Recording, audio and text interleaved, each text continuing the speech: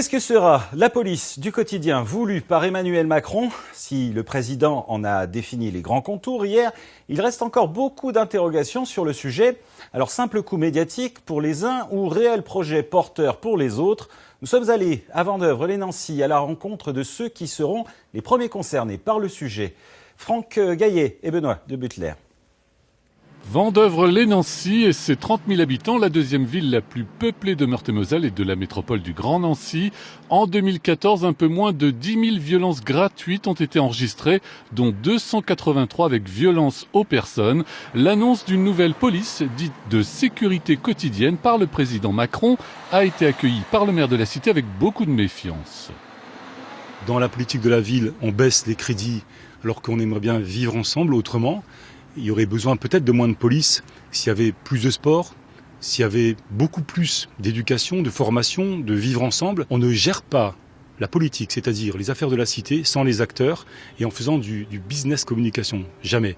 La communication, elle se fait avec les gens en amont et elle se fait aussi pendant, en réalisation et après. Mais avec, pas à la place.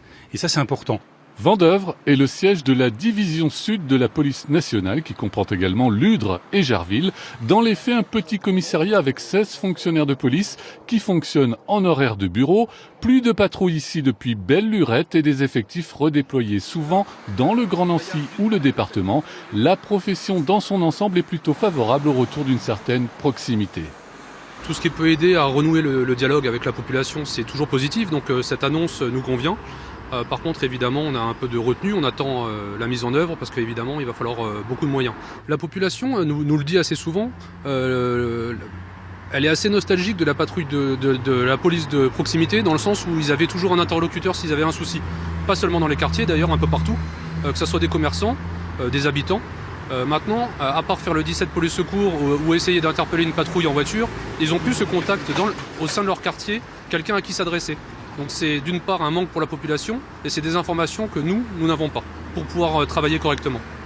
Il faut prendre en compte toutes les difficultés de vos métiers. Une quinzaine de villes seront désignées en décembre pour expérimentation. Emmanuel Macron a promis la création de 10 000 emplois sur 5 ans.